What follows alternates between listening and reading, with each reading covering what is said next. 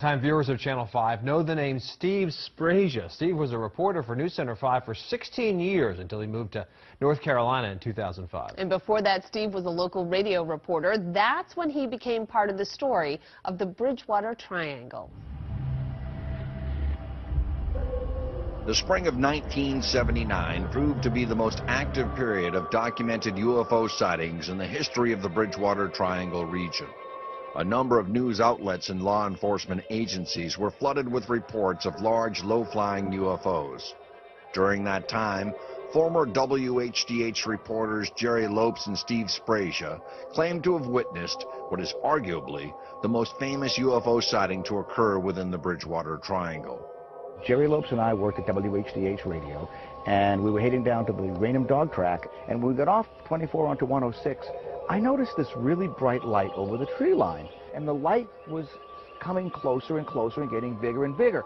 And I remember saying to Jerry, "What is that over there?" So we pulled his vehicle over, and all of a sudden the stars blotted out in the shape of an arrow as this thing passed overhead. Ironically, I'm a big baseball fan, it looked like a baseball home plate, and there were a series of lights on it. And it was very, very wide. Perhaps the width of now, we'd say 5 747s wing to wing. It looked like it had a little cord or something hanging off it, and sparks were coming off of it. I almost felt like I could throw a rock at the thing. It seemed that close to me. This was pretty much the shape of it. And this thing passed overhead like this. For me, what first attracted me was this light that kind of came into our field of vision, just like that. And as this thing passed overhead, it just kept coming and coming and coming. And the light kept getting bigger and bigger. I'm an Air Force veteran. I've been in the Air Force for 4.5 years. I've been around a number of different planes, and I said to Steve, that's not one of ours. And it just hovered there for a minute. It looked like it was over a little bit of a field, and the next thing you know, it just kind of took off.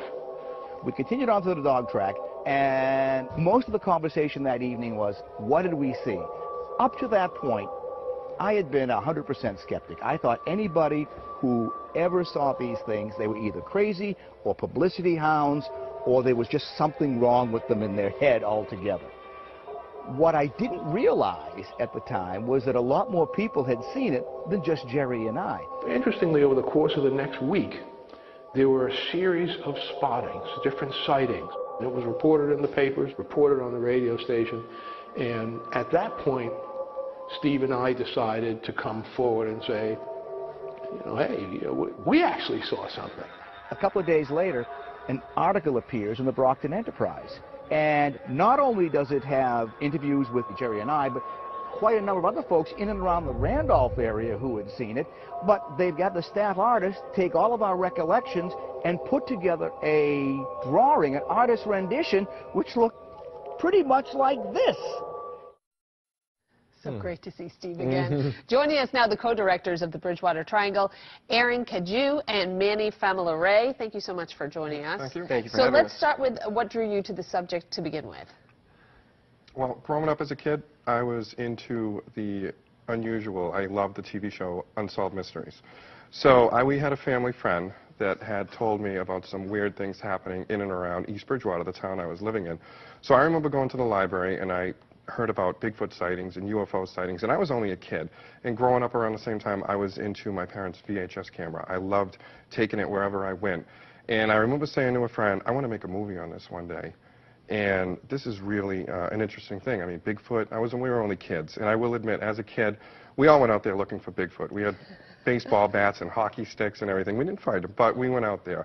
And that's what drew me to it eventually. When I grew older, I said, well, now I'm older, and I want to try to get the videography equipment, and I want to try to make this film. And then that's when I met Aaron, and I also found out that he was doing a documentary, and I said, well, there's no sense of two of us doing it, so we got together, and we started doing it. So I'm curious, now that you've done the research and you've done the work on the film, are you believers in paranormal activity or in the Bridgewater Triangle itself? I went into this project probably a 99% skeptic, and I came out of this project still probably a 95, 96% skeptic. But there are a couple stories that we feature in the film, Steve Sprasia's being one of them, that really makes me take a step back and say, oh, what's really going on here? It is kind of interesting. Tell us about the Native American connection to all of this.